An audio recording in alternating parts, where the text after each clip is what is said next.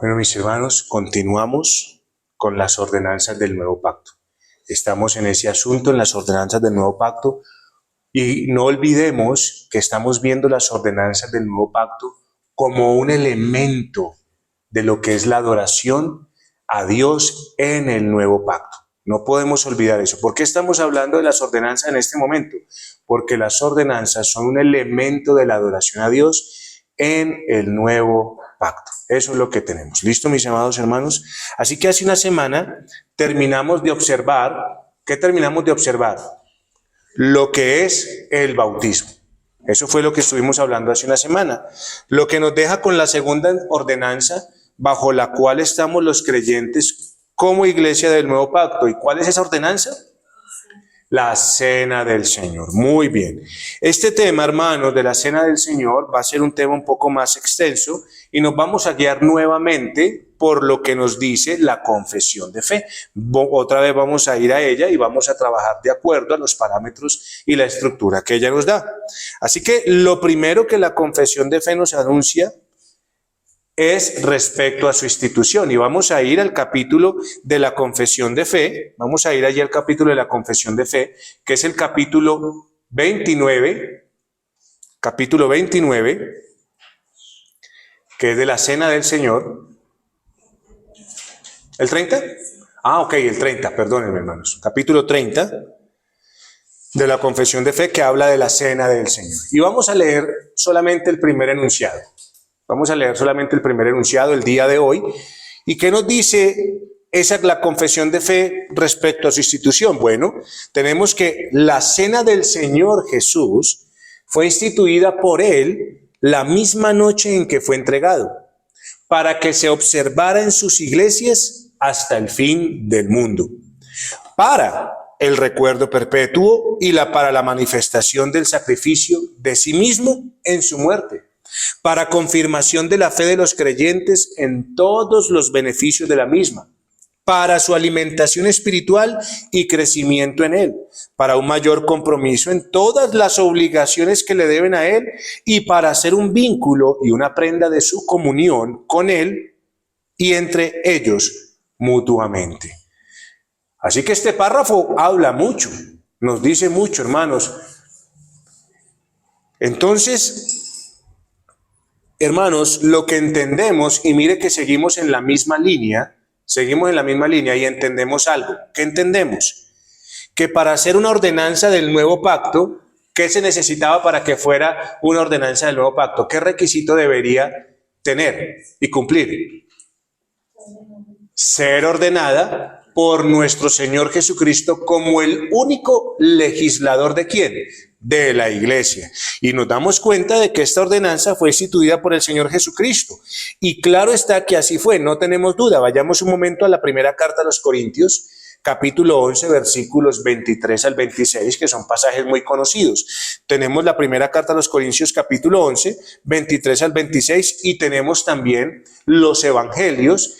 Y en 3 de los evangelios, como en Mateo, Marcos y Lucas, podemos observar la institución de la cena del Señor a través de nuestro Señor Jesucristo. Pero ¿qué nos dice el apóstol Pablo en la primera carta a los Corintios 11, del 23 al 26? Nos dice lo siguiente: porque yo recibí del Señor lo que también os he enseñado. ¿De quién recibió el apóstol Pablo? Del Señor. ¿Y qué fue lo que le fue enseñado? Que el Señor Jesús, la noche que fue entregado, tomó pan y habiendo dado gracias, lo partió y dijo: tomad, comed, esto es mi cuerpo que por vosotros es partido. Haced esto en memoria de mí. Asimismo, tomó también la copa después de haber cenado, diciendo: esta copa es el nuevo pacto en mi sangre. Haced esto todas las veces que la bebiereis en memoria de mí. Así pues, todas las veces que comiereis este pan y bebiereis esta copa, la muerte del Señor anunciáis hasta que Él venga. Les voy a dar las referencias de los evangelios para que ustedes sepan que esto fue instituido por el Señor Jesucristo. Mateo capítulo 26, desde el versículo 20 al 26. Mateo 26, 20 al 26. Marcos capítulo 14, versículos 17 al 22. Marcos capítulo 14, versículos 17 al 22, y Lucas capítulo 22, versículos 19 al 23. Lucas 22, 19 al 23. Hermanos, en este tema de la cena del Señor nosotros debemos precisar algo. ¿Y qué es lo que nosotros debemos precisar? La cena del Señor no es el equivalente, es decir, no es el igual a la Pascua judía, porque realmente eso es lo que se cree. Se cree que la Pascua judía es el equivalente a la cena del Señor en el nuevo pacto. Es decir, que en el antiguo pacto la Pascua era lo mismo que tomar la cena en el nuevo pacto. No es correcto, hermanos. Estos son dos cosas distintas realmente. La Pascua judía y la cena del Señor son dos cosas distintas realmente. Mire, la Pascua tiene que ver con la liberación que Dios hizo de su pueblo de Egipto, ¿cierto? Para eso fue.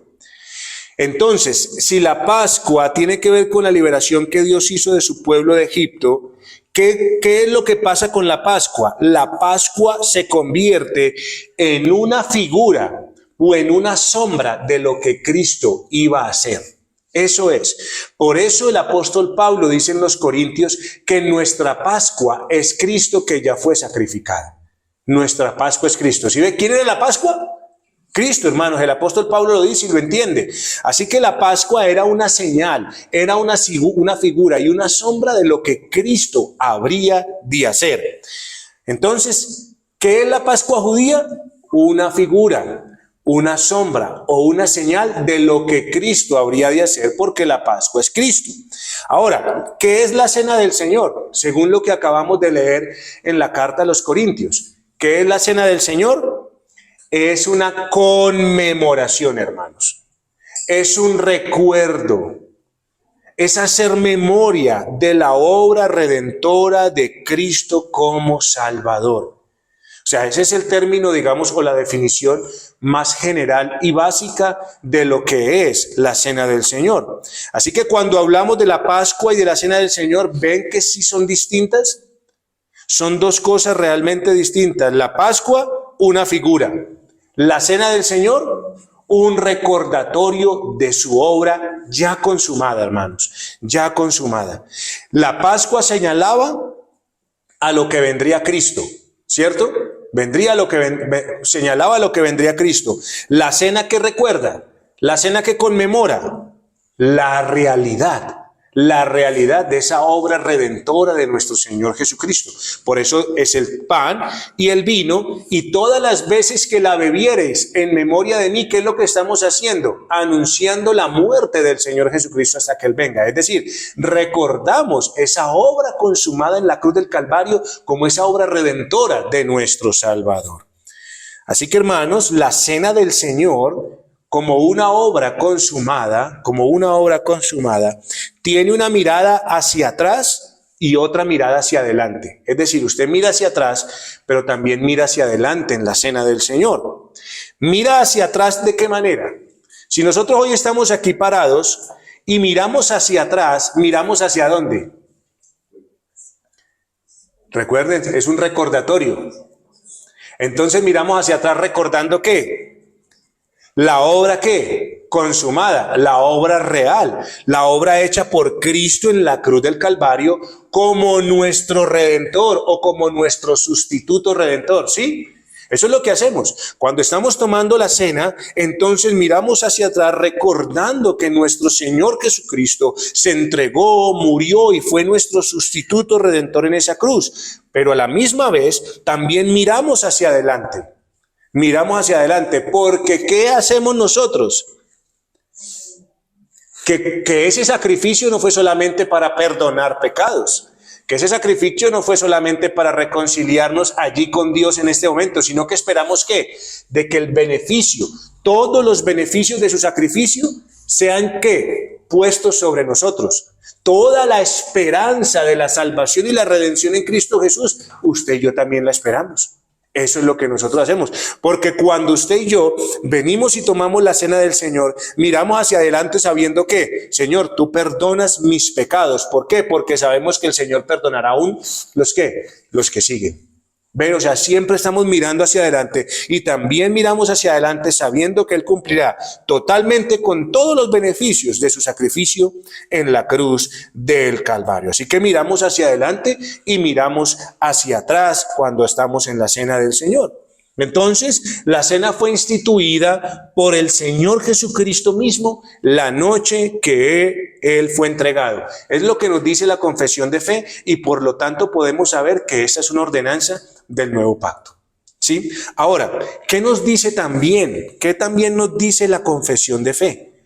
Nos dice lo siguiente, no solamente que fue instituida por el Señor Jesucristo, sino que también nos dice que tiene un mandato. Es una institución que manda que se observara en todas sus iglesias hasta el fin del mundo. Ahí está, hermanos. Esa es la institución de la cena del Señor. Por tanto, es necesario darnos cuenta que el contexto donde se realiza esta ordenanza es específico. Es específico. Entonces, Cristo instituyó.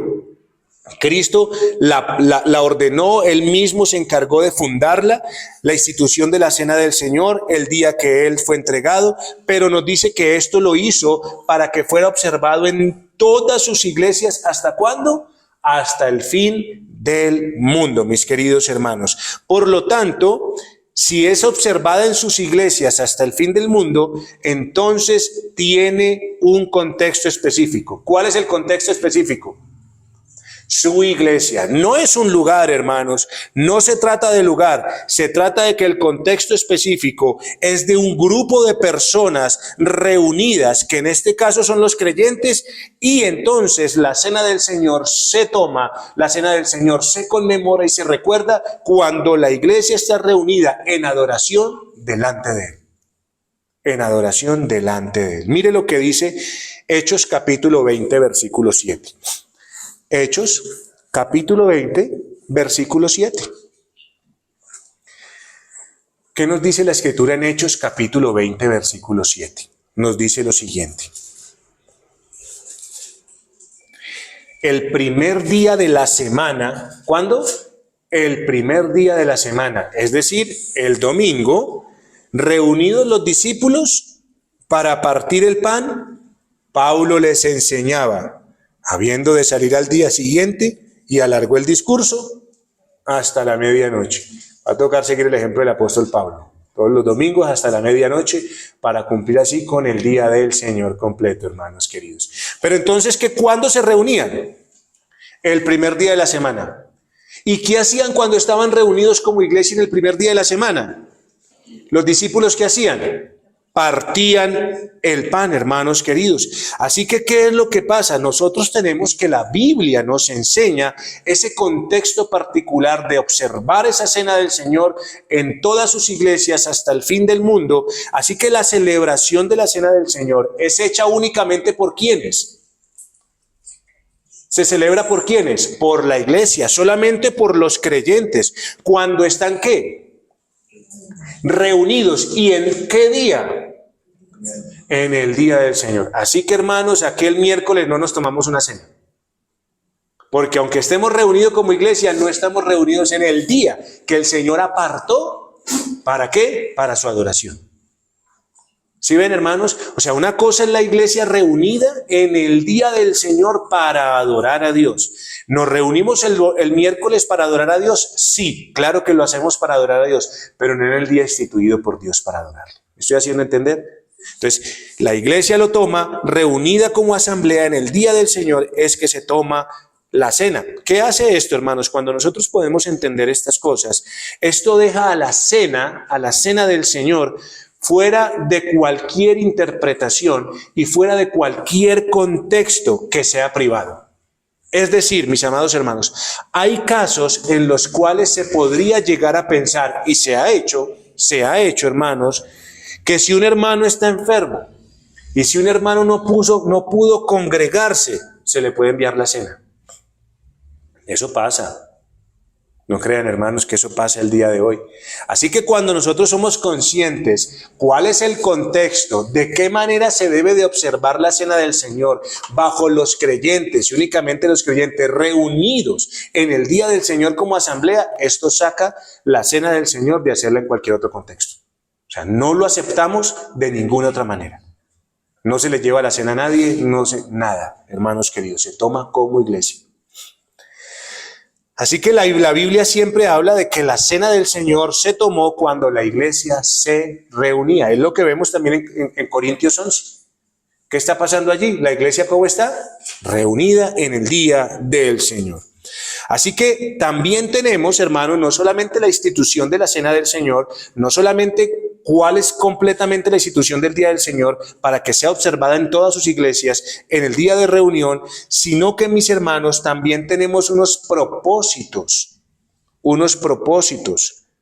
Así que, hermanos, fue designada para que se observe hasta el fin del mundo. Eso es evidente de parte del Señor. Mire, haced esto en memoria de mí. ¿Sí ve? O sea, eso es hasta el fin del mundo. Todas las veces que la bebiereis, en memoria de mí. ¿Qué quiere decir el Señor?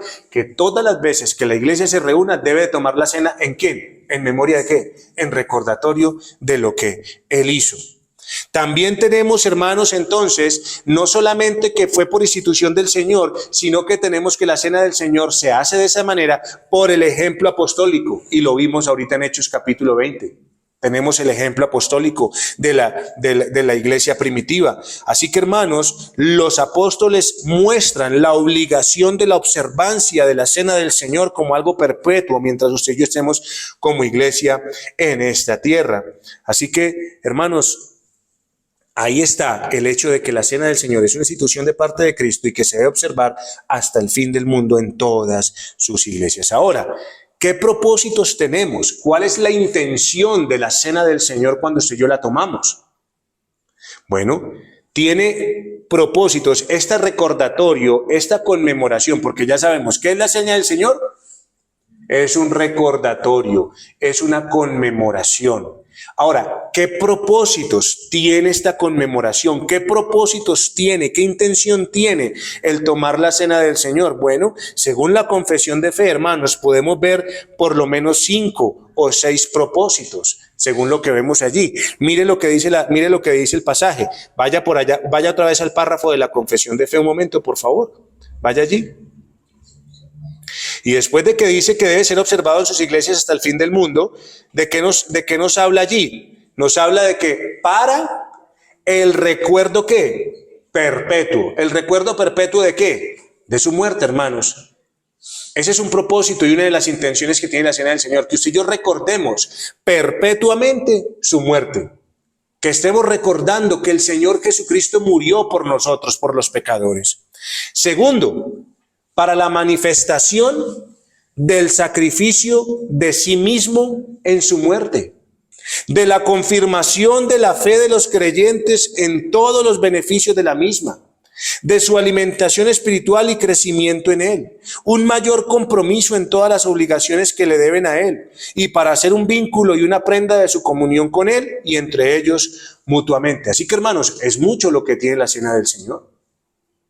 Y son esos propósitos que nosotros debemos ver que se cumplen en nuestras vidas cada vez que estamos participando de ella.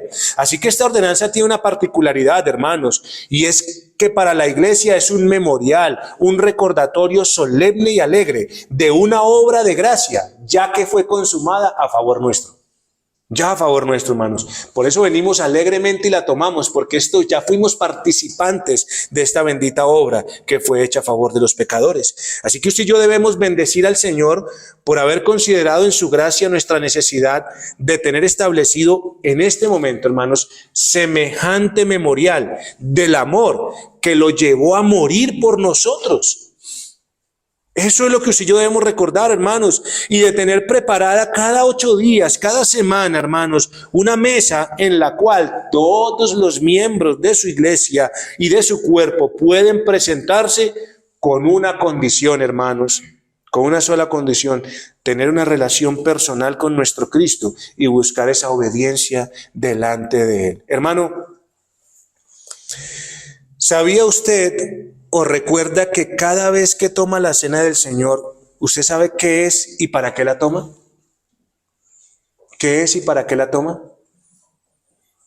Ya por lo menos tenemos algo de referencia, ¿cierto? Ya tenemos algo de referencia. Mire, hace un tiempo ya largo, yo hablaba con mi esposa acerca de este tema. Y ella me decía que a causa de que usted y yo somos seres caídos, este tipo de prácticas se convierten en algo regular. Este tipo de prácticas santas, como son regulares, es decir, se hacen cada 8 días, se puede llegar a convertir en algo tradicional y repetitivo para usted y para mí, lo que hace que usted y yo perdamos el sentido de las cosas. Cuando usted empieza a hacer algo todos los días, ya le empieza a ser algo mecánico, usted ya muchas veces no le encuentra el sentido de las cosas. Hermanos, y tal vez, hermano, ese valor usted y yo lo hayamos perdido. Ese valor tal vez se haya empezado a perder de hacer algo todo cada 8 días y entonces no saber para qué fue que el Señor nos habló. Pero yo quiero que lo que yo les decía de Lucas capítulo 22, versículos 15 al 21, dice lo siguiente. Lucas capítulo 22, versículos 15 al 21 dice lo siguiente. Y está el Señor Jesucristo precisamente con sus discípulos. Y mire lo que les dijo el Señor Jesucristo. Mire lo que el Señor Jesucristo les dijo. ¿Qué les dijo el Señor? Y les dijo: cuánto he deseado comer con vosotros esta Pascua antes que padezca. ¿Qué dijo el Señor? Cuánto he deseado. Porque os digo que no la comeré más hasta que se cumpla en el reino de Dios. Y habiendo tomado la copa, dio gracias y dijo: tomad esto y repartidlo entre vosotros, porque os digo que no beberé más del fruto de la vid hasta que el reino de Dios venga. Y tomó el pan y dio gracias y lo partió y se los dio, diciendo: esto es mi cuerpo que por vosotros es dado, haced esto en memoria de mí. De igual manera, después que hubo cenado, tomó la copa diciendo: esta copa es el nuevo pacto en mi sangre, que por vosotros es derramada. Mi amado hermano, mire, yo quiero que tenga en cuenta, si hay alguien que nos conoce, es Dios. Dios es perfecto y Dios es sabio. Y recordar, hermano, trate de hacer el ejercicio. Recordar momentos especiales es agradable para el hombre. Dígame si no. Recordar momentos especiales y agradables, momentos de verdad que traigan significado a nuestras vidas, es agradable.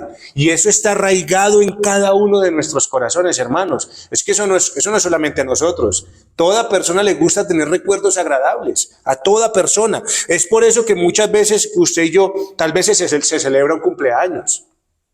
Porque es un recordatorio especial, hermanos. Claro, obviamente que para unos es más importante que para otros. Pero, por ejemplo, ¿por qué se celebra un aniversario de bodas?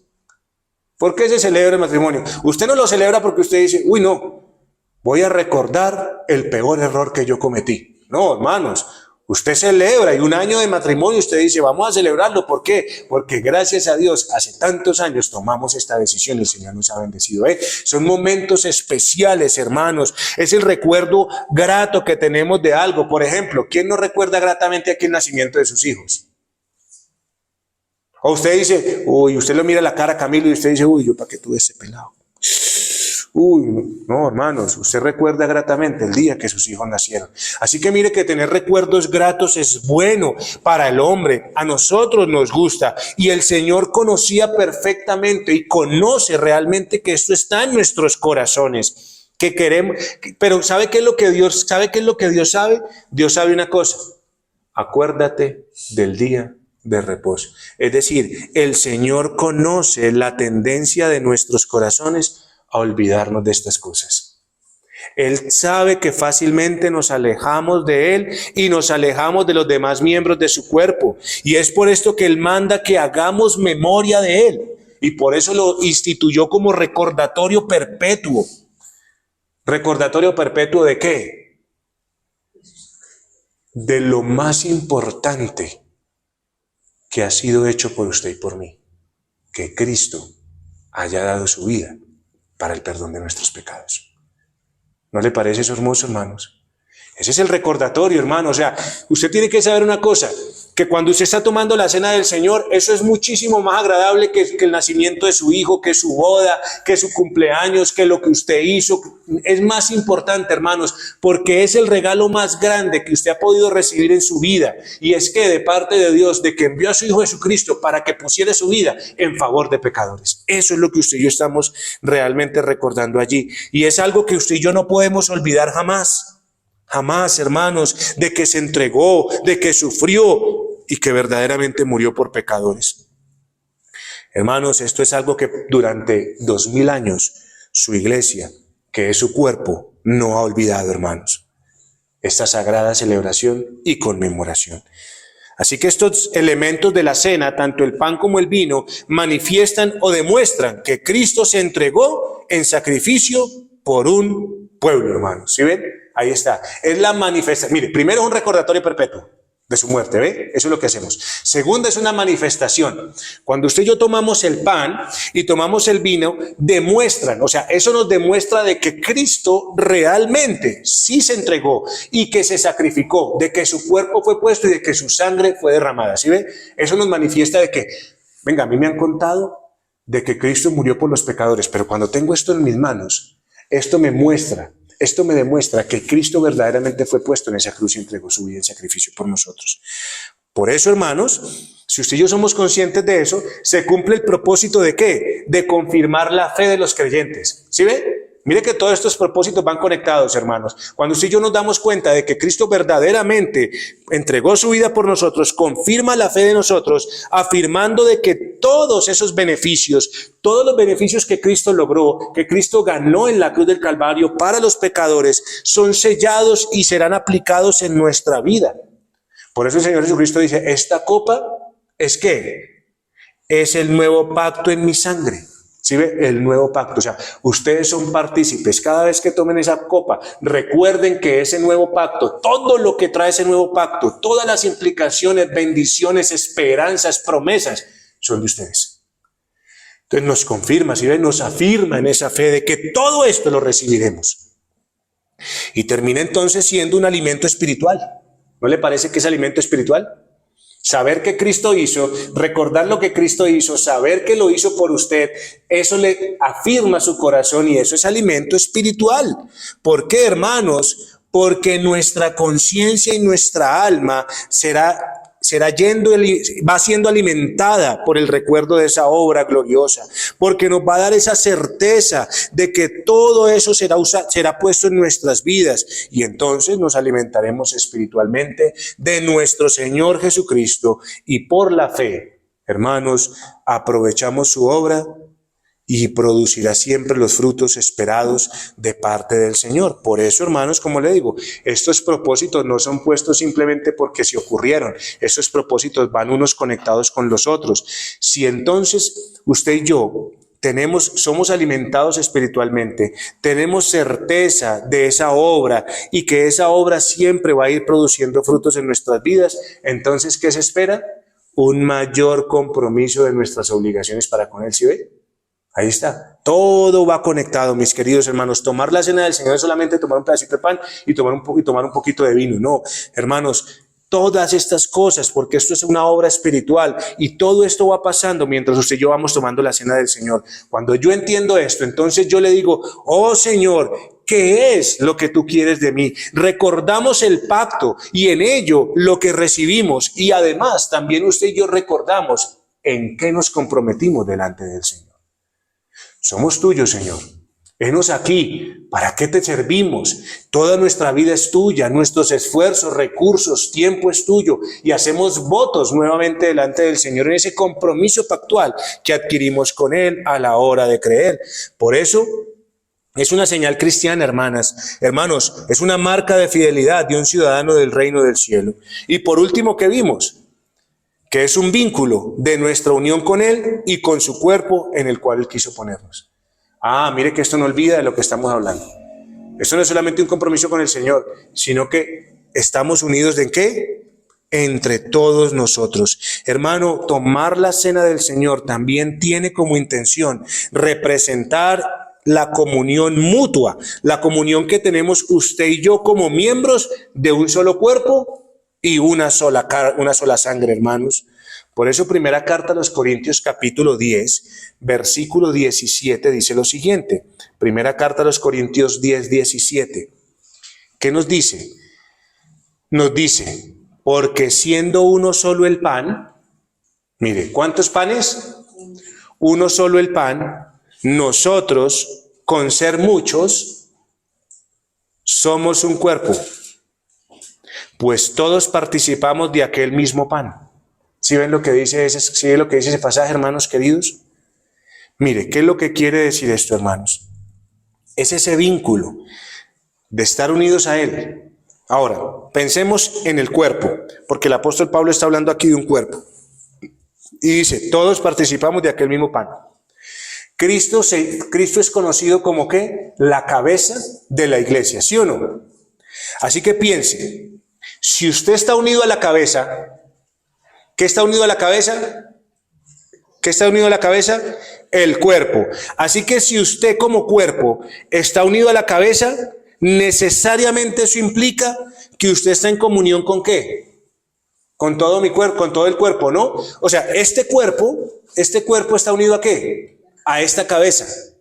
Si esta es la cabeza de este cuerpo, esto implica que todo este cuerpo está ¿qué? Unido entre sí. ¿Ve? Ahí está, mis queridos hermanos. Esto implica que la comunión con cada miembro está porque pertenecemos ¿a quién? A la misma cabeza. Eso es, hermanos. Ahí está. De eso sale todo. Por eso es ese vínculo. Entonces, propósitos tenemos: un recordatorio perpetuo de una obra maravillosa, de la mayor obra hecha en favor de los pecadores, de lo mejor que usted va a poder recibir, lo único bueno que va a poder recibir. Pero no solamente es eso, es una manifestación de ¿qué, hermanos? De la muerte de Cristo Jesús a favor nuestro. ¿Qué hace eso? Eso confirma la fe de los creyentes, hermano, de saber si Cristo hizo eso por mí. Entonces me confirma en la fe de que todo lo que Cristo hizo, porque es una realidad, llegará a mi vida. Los beneficios de esa redención serán aplicados en mi vida. No solamente eso, ¿será qué? Un alimento. Hermanos queridos, un alimento espiritual, me va a nutrir, hermanos queridos, me va a llevar a crecer en Él. ¿Por qué, hermanos? Porque ahora he sido alimentado de Cristo, de la esperanza que nuestro Salvador me da. Y si yo soy alimentado por Cristo, ¿me es alimentado para qué, hermanos? Para comprometerme a las obligaciones que tengo con Él. ¿Qué es lo que quieres de mí, Señor? Renuevo mis votos con Él. Y cuando renuevo mis votos con Él, entonces sé que estoy unido a Él, pero no solamente a Él, sino ¿quién? Al cuerpo al cual Él quiso ponerme. Y tengo obligaciones con ese cuerpo. Eso es, hermanos, lo que es la cena del Señor, esa institución y esos propósitos gloriosos que tiene la cena del Señor cada vez que la tomamos. Por eso es que es bueno que usted y yo recordemos con alegría y gozo lo que el Señor Jesucristo hizo por nosotros. Amén. Oremos al Señor.